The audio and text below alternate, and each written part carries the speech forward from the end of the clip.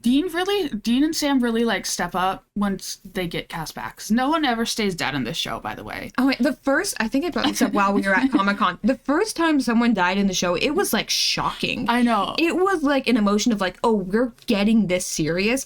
And then like by the last season, it's like, and they die once a week and nobody cares.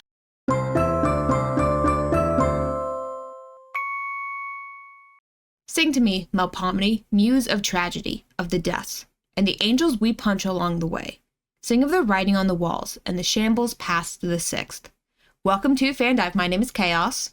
And I'm Saturn. And yeah, today we are continuing on our trend of having guests with Chaotic Saturn here joining us because you're sitting right next to me. Yes, hello. I am here. I can touch chaos, guys. No, we just got back, or literally, we just finished Comic-Con and we're exhausted. But I'm like, well, we have 2 hours. Yeah. Do you want to just talk more about fandom stuff? Yeah, and I was like, you know what? Yes, of course.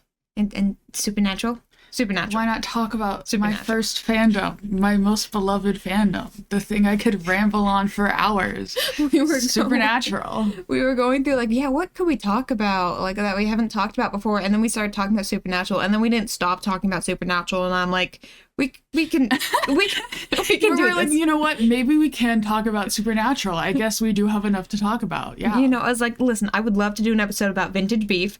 That does, I mean, it's going to be a 6-minute episode. Yeah. So, Supernatural instead. Yeah. Once upon a time, this show on the CW, a notoriously mid program, it released a show called Supernatural that was aimed towards a very masculine alpha male population that was like, yeah, two brothers go on to hunt demons and monsters and, oh no, fridging every single female you've ever met.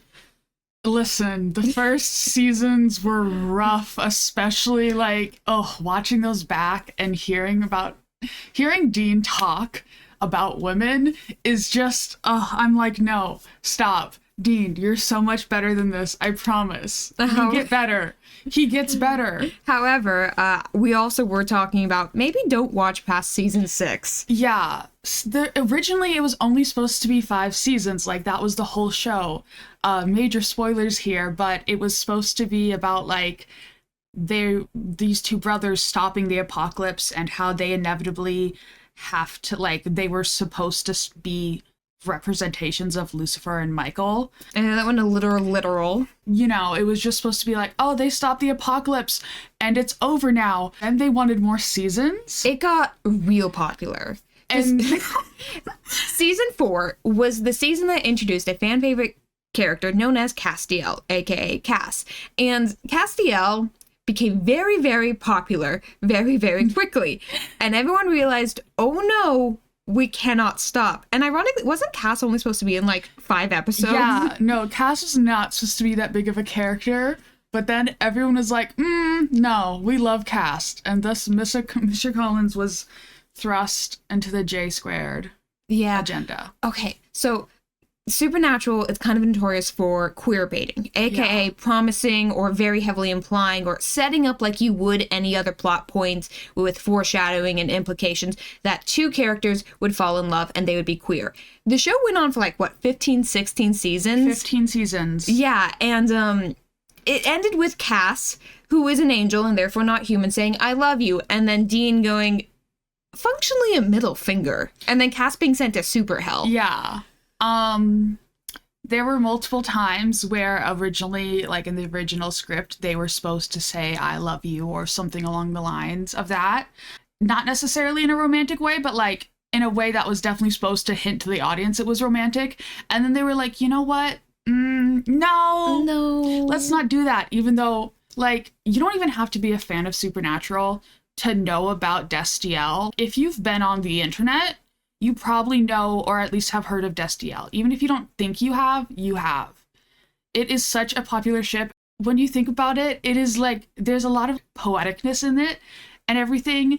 And it's just so silly because then you go and you watch the show and it's not there. Especially in the later seasons, it's mid. Like, this is one of those fandoms where it's like the fandom's really carrying the show. It's kind of like Danny Phantom, where it's like, if you want to get into it, don't watch the show. That's not how you get involved in this. You just exist and cultural osmosis it in. But it has brought some, like, really great moments. And there have been, oh my God, there have been so many, like, iconic things spawning from this show. And it is still very, like, relevant. Like, there are still, to this day, supernatural conventions that are all about supernatural that are still, like, heavily attended because it is such a cult classic. Not even a cult classic. That implies it's a small group. It is such a classic. Huge. I feel like we skipped past something, and I did really want to bring it up. We did. Castiel, again, was only supposed to be in a very small amount of episodes, like 5 or 6 at most. The reason why he was introduced and the plot points he was given were meant to be given to a female angel known as Anna. And and then that didn't work out. I am struggling to find the source in this. I was trying to Google it while we were talking beforehand, but Anna was meant to be like this angel that was cast down to earth, fallen angel stuff, the details of supernatural. And Anna was supposed to be like Dean's guide and protect him and more or less be his love interest for the period of time that she was going to be on the show, which was more than she was given. Yeah. And everyone kind of hated her. The show did not treat her well. The fans did not treat that character with any sort of fondness. And so they got rid of Anna and went, we still have all these plot points. We still, you know, Dean still needs to be pulled from hell by someone. It needs to be set up in any sort of way that we've been doing this. Why not just give it to Castiel, the other angel character we've introduced so far that the fans seem to like? And they did nothing to change any of the romantic plot points. Yeah. So it's still like there's literally so many scene where it's like a direct quote is like, Dean and I have a more profound bond because Sam is praying to Cass because that's how they like talk to angels. And he's praying to Cass and he's like, Cass, buddy, come help us out. And Cass, no show. And then Dean just says Cass's name. And he shows up. And Cass is right behind Dean. And it's just like, they genuinely do have such a profound bond. And it is so wholesome. And especially like, okay, I know I wax poetic about the first seasons, but like in the later seasons, especially when the character of Jack was introduced, it was just, okay, so Jack is the son of Lucifer and a mortal woman. So he's a Nelphi, I forget how to say that. Essentially, when the woman was like pregnant, Lucifer was still in hell, not present at all in life. And so the woman found, and like the woman and Cass met, and essentially Cass was like, nah, I'm gonna be this child's dad. And then the mom died in childbirth, and Cass was like, all right, I'm the parent who stepped up. It's this whole thing for a couple episodes. The child, Jack, changes into an adult so that he can like communicate, and he's like, I'm looking for my father, and the Winchesters are like, oh no, he wants to find Lucifer. No, he was looking for Cass. He was looking for Cass. He heard Cass when he was in his mom's womb, and he was like, that's my dad right there. I've claimed you as my father. Congratulations. And like there's some things with it of like Cass is briefly dead for a bit and the Winchesters kind of blame Jack, stuff like that, which I don't really like that characterization of Dean because Dean has always absolutely loved kids and he's always been such a good father figure. I feel like that's something that gets glossed over so often. Yeah, Dean is shockingly good with kids. And I think it is because of that whole like weird, your father takes you on a road trip to hunt demons your entire childhood and you're functionally raising you and your brother. Yeah. Like, Dean and Sam really like step up once they get cast back. No one ever stays dead in this show, by the way. Oh, wait, I think I brought this up while we were at Comic-Con. The first time someone died in the show, it was like shocking. I know. It was like an emotion of like, oh, we're getting this serious. And then like by the last season, it's like, and they die once a week and nobody cares. Early episodes, oh no, someone died. Oh, gotta sell my soul to bring back my brother. Gotta, like, John sells his soul to bring back his son, blah, blah, blah. And then in the later episodes, it's literally like, it becomes like an in-universe thing of the other hunters in the universe who like sometimes don't like Dean and Sam are like, hey, don't with them though, because like even if you kill them, they're gonna come back to life. Before that happens, you're just gonna have a off other brother. Sam and Dean take codependency to a whole nother level. Dean, without Sam, he goes and he sells his soul. He sometimes is a bit more chill about it, where like there's one season where he goes and he has a family when Sam's briefly dead. Sam and Dean without each other, they go and do crazy stuff. Sam started drinking demon blood and got psychic powers because he was like, that's how he my did brother's that. in hell. Yeah. If they're like, hey, you're threatening my brother, all right, I'm just gonna kill you now. Like, they'll kill humans. They're supposed to be hunting monsters. They also hunt anyone that vaguely threatens their family. Yeah, in the beginning, it was so much of the show was kind of bouncing on this idea of like, maybe the monsters are more humans than humans. And then at some point, they kind of switched to, I think everyone just sucks. Yeah, like there was a whole episode that was really great about there was a werewolf and they were like debating whether or not to kill it because this werewolf didn't know that it was a werewolf. They were bitten, and is this ethical? They're not a monster. They're not trying to do something wrong. This just happened to them, and it was a whole like moral dilemma. There's also a really great episode where there's like a shapeshifter. Oh my God, yeah. Slept with a woman, and then The daughter was like functionally a changeling. Yeah. And everyone's like, oh, now this rich person died. Who did it? There's clearly monsters around. And they end up meeting the changeling, and they end up realizing, oh, you're just this person's kid. Yeah. You're not at fault for this situation at all. And it's really great because like especially when they start dealing with like angels at first, Dean's first instinct is like, oh, I don't care if you're an angel, you're not human, so I'm gonna kill you or I'm gonna fight you. But then they kind of realize like, oh, no, I guess there are some good monsters. And then, oh my God, I feel we have to talk about Benny. Oh my God, I love Benny so much. Okay, so like I said, it gets a little crazy after the 4th or 5th season because they've stopped the apocalypse and then they just have to keep one-upping that. So at one point, Dean is sent to purgatory. Well, Dean and Cass, but Dean's in purgatory, which is where all the monsters go when they die. And he meets Benny, who is a vampire. And eventually Dean finds his way out of purgatory because humans aren't supposed to be there. So there's a way for him to get out. But he like brings Benny's soul with him, kind of. I don't know. It's weird because vampires are dead, so they shouldn't have souls. But he like brings Benny's soul with him and like finds where Benny was buried and just brings him back to life.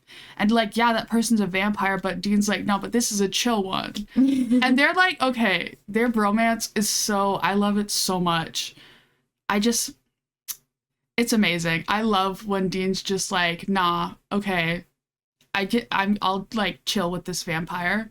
It's great. Oh, wait, what was that one episode where it's like a family of vampires adopt a human child and like they would only feed off that one human child, but the human child was like, yeah, no, you can do it because that means you're not hurting anyone else. I'm like, oh, you're sending a message here and I don't think it's the one that you want to be sending. Like they were trying to be like, oh, is it okay if this person gives consent? But it's like, no, but that's a child. That's a child. So no, if you want to have this like message of like, is it okay for vampires to feed on humans if the humans give consent?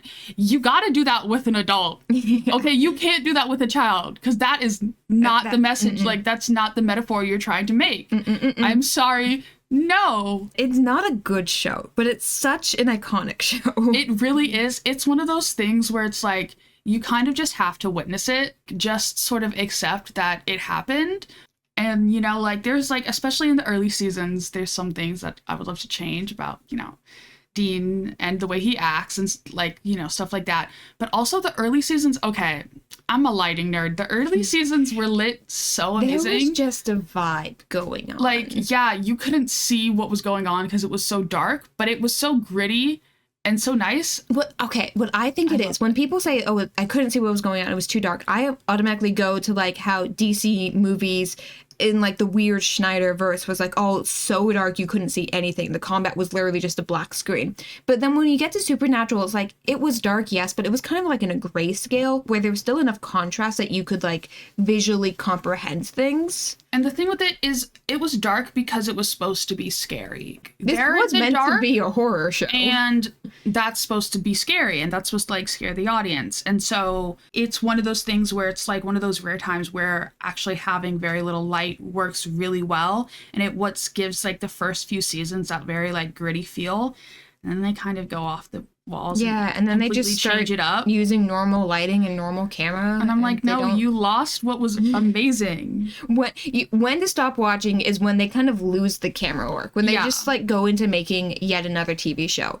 It goes from like a really cool horror, urban fantasy, everything but the kitchen sink to being, and now Loki is actually Jesus. Yeah.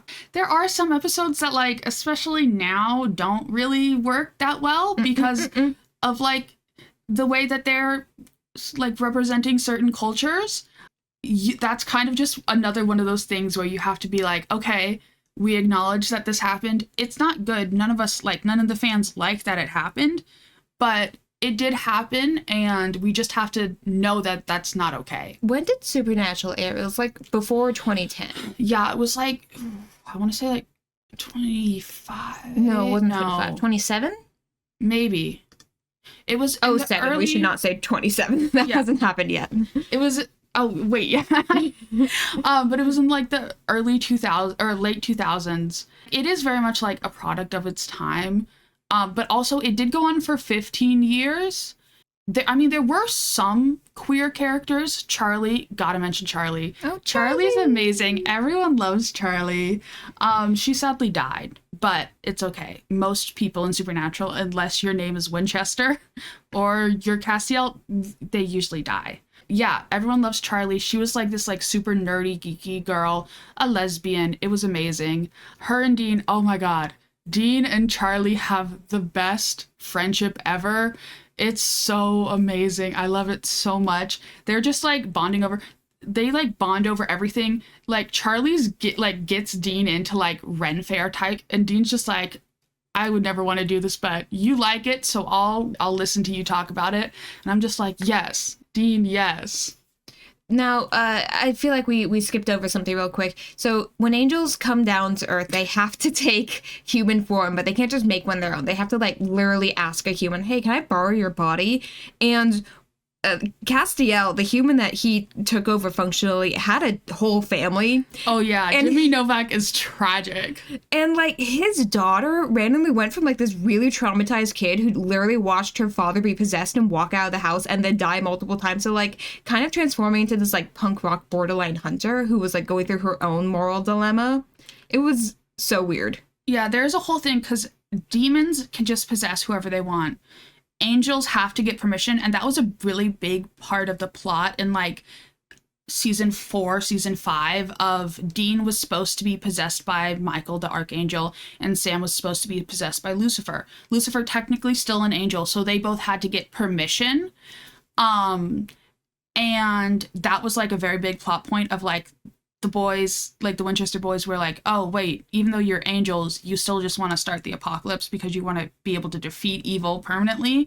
And they kind of realized that, so they were like, no, we don't want to let these angels possess us. But then like it's really tragic. Jimmy Novak, he lets Castiel possess him. Castiel promises him that his family's going to be safe, that they're going to be okay. Guess what? That was wrong. He tried. He tried. He failed, but he tried. Anyone that gets close to the Winchesters is probably gonna die, even like tangentially close. So yeah, unfortunately did not end up well for Jimmy Novak's family, and there was a whole episode. Jimmy was just there like, I'm not Cass, I'm Jimmy. What the fuck's going on? I've been checked out for a little too long. Yeah, but then eventually Jimmy dies, but Castiel still gets to possess his body. Yeah, well, the It's- body dies pretty horrifically, but because Castiel's an angel, he can fix it, but Jimmy's soul had already passed on at that point. Yeah, so then they're kind of just like, the writers were kind of just like, okay, we don't want to have to deal like with the implications of Cass just taking over this guy's life, so we're just gonna kill him, which is what they do with so many characters. They're like, we don't want to have to deal with this plot point, so we're just gonna kill people. Oh, wait, we haven't talked about Bobby yet. Bobby, oh my god, okay. So Bobby is the closest thing the Winchester brothers have to a father, even though they had an actual father. Their Yeah. actual father sucked. John Winchester, it is on site with him because he sucks. Bobby trying his best. And Bobby and John, they were like friends, but then Bobby was like, hey, I don't know if I like how you're treating these kids, but sticked around and like still was like friends enough with John purely because he wanted someone to be there for the kids, for Sam and Dean. There's literally a point in the show where Bobby is like, nah, you're my kids. I don't care. Like, I don't care about John. I don't care about any of that. You're my kids. I raised you. I'm the only one who ever like cared about you. Both of your parents suck. We'll get into Mary later. But yeah, and so like Bobby's essentially just like, he's also kind of like the guy in the chair in the fact that like he stays in his house and he has this whole network of hunters that he's like connected with over the years. And he just has so many like books and information and knowledge. And so whenever hunters, like not just the Winchesters, but hunters in general are like, I don't know, like we need help with this. There's something going on. We can't figure it out. They call Bobby and Bobby's like, I got you, fam. And he goes and he like finds the perfect book, flips to the right page and is like, all right, this, and this, and you kill it with this and you're good. And then the hunters are like, thank you, Bobby. Thank you. It's like he's old enough, he wants to retire, but he so clearly can't. So he just becomes the guy in chair. Yeah, the show keeps on reiterating that hunters don't retire, they just die, because it keeps on saying like, oh, once you know what's out there, you can never live a normal life, which they also completely ignored with their ending because they did have Sam live a normal life. Well, Sam literally tried to do that at the start of the show. That's why they like the whole thing started. It's like Sam went off to college and everyone went, dude, you can't do that. But Sam, okay, here's the thing. Dean was like very much trying to please his dad. Sam hated their dad. Like Sam was like, nah, why would I care about him? He's horrible. Dean very much was in that like his father's soldier mentality. He kind of just like ended up saying yes to whatever his father said and just blindly believing him, even though his father was kind of... His father was not a hunter before their mother died. He walked into the room, saw Mary, the mother, burning on the ceiling and went, and it's time to get out of here and to hunt demons for a living. Yeah. And we find out many, many seasons later when they were running out of ideas that Mary actually was part of the hunting business, but she was a letterman? Yeah, so she was part of the hunting business, but she was part of the thing called the Men of Letters, which are hunters, and she essentially left that life behind. There is an episode where Dean goes back into the past and talks with Mary, and this is truly the only time Mary's a good mother in the past, when she's talking about her hypothetical children. And she's saying like, I would never want them to be raised in that lifestyle, and she's like that's not something that they should ever like have happen to them. And then Dean goes back to the present, and then a couple seasons later, they bring Mary back to life, and she's a... I think the logic was, no, this is very much stretching the intent of the author, but it's like, oh, well, you're in the lifestyle, time to start treating you like you've always been doing this. There's no saving this anymore. It truly would have been better if they just left her, as writing wise, it would have been better if they just left her dead, in my opinion, because having her come back to life and then just like giving the boys hope of like, oh yeah, it'll be like when we were kids. And I mean, Sam doesn't really remember that, but Dean does, and being like, oh yeah, when we were kids and all that stuff. And then having her just be like, no, I want to go live my own life. Kind of valid. Like, you don't know these people. You died and they were babies, and now they're full grown adults who are like almost as old as you. It's kind of valid take of like, nah, I don't want anything to do with you. But also, no, not valid take. Those are your children. Stop being rude to them. There's one thing. So Supernatural was my first fandom, and it kind of introduced me to fandom space and kind of like set sort of like my expectations.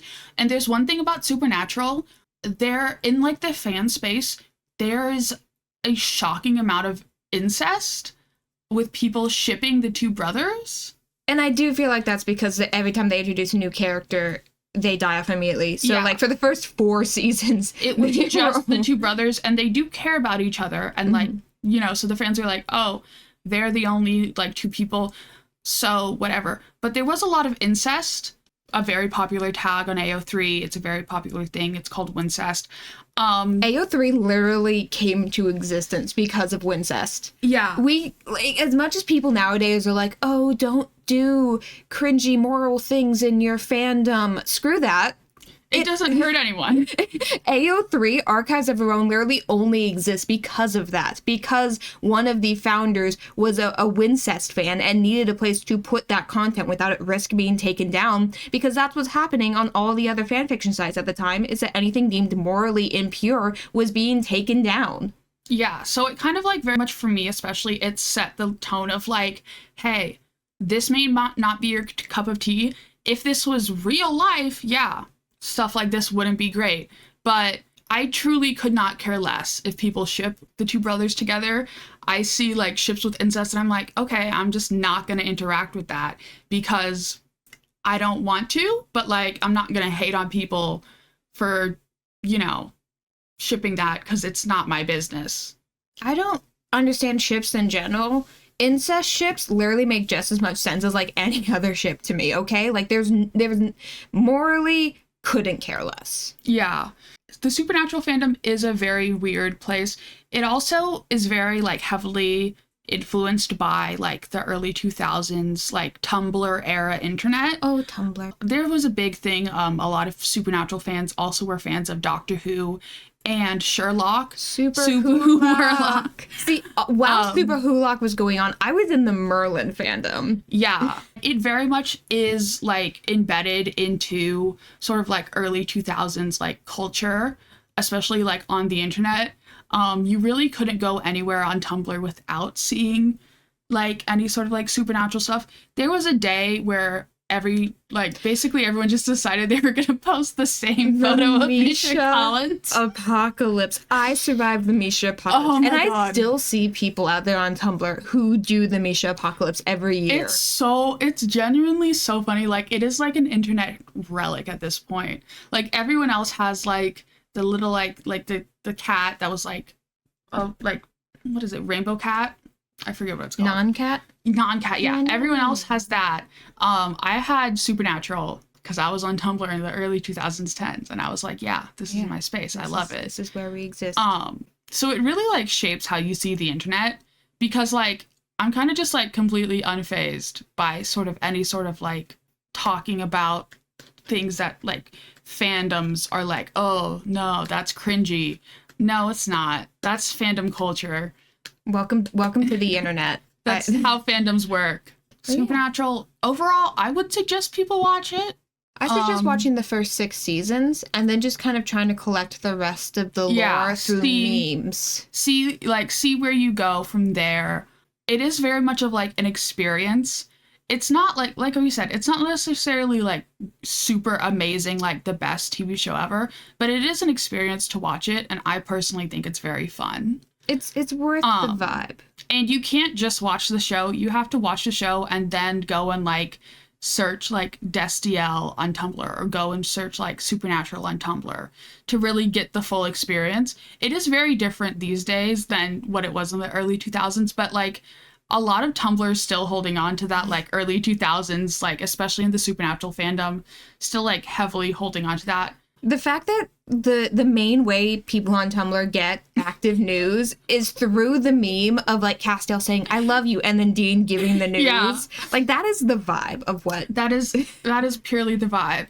Also a really fun game I personally love when I'm watching Supernatural, because it's been on like 15 seasons. There's been a lot of characters who are just like side characters. One of my favorite things is watching Supernatural and just seeing an actor you know from somewhere else and just being like, I didn't know he was in Supernatural. And it's like a little bingo card. Ding ding. Of like, oh hey, dude, that's Luke from Percy Jackson. He's Dean and Sam's brother?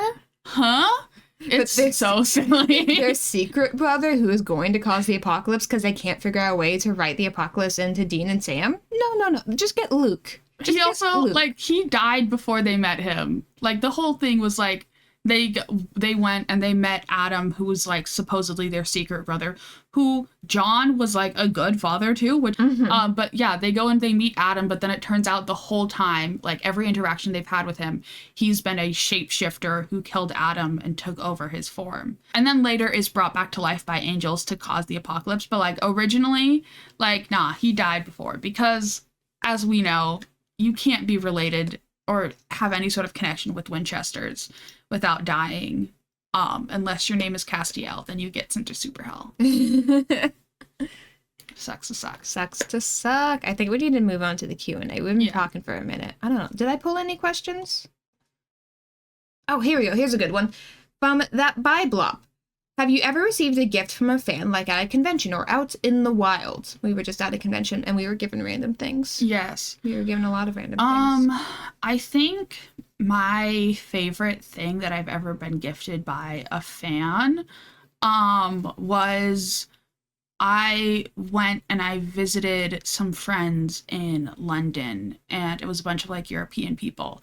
And one of them had a friend who gave them a gift to give to me, which was a little fan art of one of my characters from a SMP called Parallels SMP. And I really liked that. I thought it was really cute. And I think that's my favorite like physical thing I've ever been gifted. I've also have seen a lot of like digital like fan art of me, either from Alliance SMP or from Camcraft, and I really like all of those. Those are probably like my favorite things I've ever been gifted. Yeah, if you look directly behind you, I think a solid 50% of those were drawn by that Biblop. Yeah. And we were chatting on the Discord the other day, and that Biblop was like, yeah, you have art that I made every single year in high school. And I'm like, oh, dang. It has been that. I don't want to think about time passing. Yeah. But yeah, in the wild, I think at TwitchCon, I met a couple of different fans, but I think only one of them gave me like, I don't even remember what it was. I just remember looking at it going like, oh my god, that's the cutest thing ever. And it was like about the size of a penny. And for the life of you, could not tell you what it is, but the motions were real. Yeah. And then in general, when I meet up people at conventions, just strangers who like the same fandom as I'm cosplaying, they give me stickers. And actually, we ran into a cosplay mutual. I didn't even realize it was that person, but it was Sky Gold Cosplay. I know. We saw them and they gave us a business card and I saw their name and I was like, oh my god, I know. It's you! That's where I know you from. I gave Sky a Hermitcraft was it Sky? I gave most people at the Hermitcraft meetup that we held Hermitcraft TCG cards just because I have so many that I have like 3 of. And I'm like, I can't sell these. Please take them from me. And then we got a business card in return. And then we also ran into Winter Star Art at Comic-Con, was selling stuff there. Oh my god, their booth! We bought a ton, but we were also given, or at least I was given, I don't know if you grabbed one, temp tattoos of like the broken hardcore hearts. And oh my, the cutest thing ever.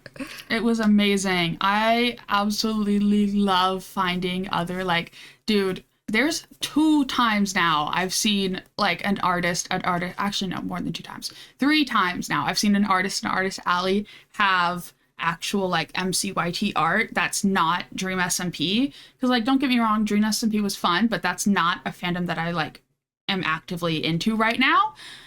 I am really into Hermitcraft and the Life series and Empires. I mean, Empires? I have yet to find real life like Empires art, and I love it so much.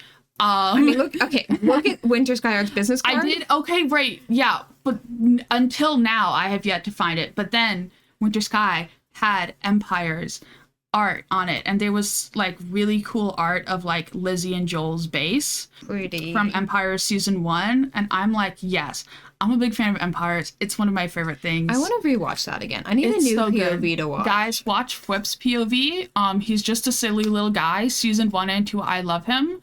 I know I've seen his season 2. I don't think I've seen season 1 of Whip. It's really funny. I'll go watch that. We can watch that later. It's so silly. He just like, he doesn't really, he like will do lore when others ask him to, but then he just mainly wants to build his little like insane arc reactors, and then occasionally he'll be like, all right, I'll fight Jimmy. All right, I'll do that. I love him so much. I didn't have any other questions pulled for just us. Any other cool things we need to talk about at Comic-Con? I really like, there's been a couple times I've had people like come and say hi to me or Chaos. Usually they know Chaos, but there's been like a couple times where people have like seen us and been like, oh my God, and like wanted to come up and say hi. If you ever see us in the wild, especially at a con, come say hi to us. Yeah, oh my God, we're already planning a joke. We were talking about Emerald City Comic Con, which is the next like big one that we're both going to. We're planning. And we was like, listen, we could do serious stuff. We could do duos again. We could do like MCYT stuff, but we've been doing that a lot. What if we got silly? What if one of the biggest conventions on the West Coast, we just say screw it and have the best time. Like last year, I tried to enter the cosplay competition. I was like super serious and hardcore working, and like my suitcase was packed with giant things. And I'm like, what if, hear me out, what if we go silly mode? What if we do the exact opposite of that next year?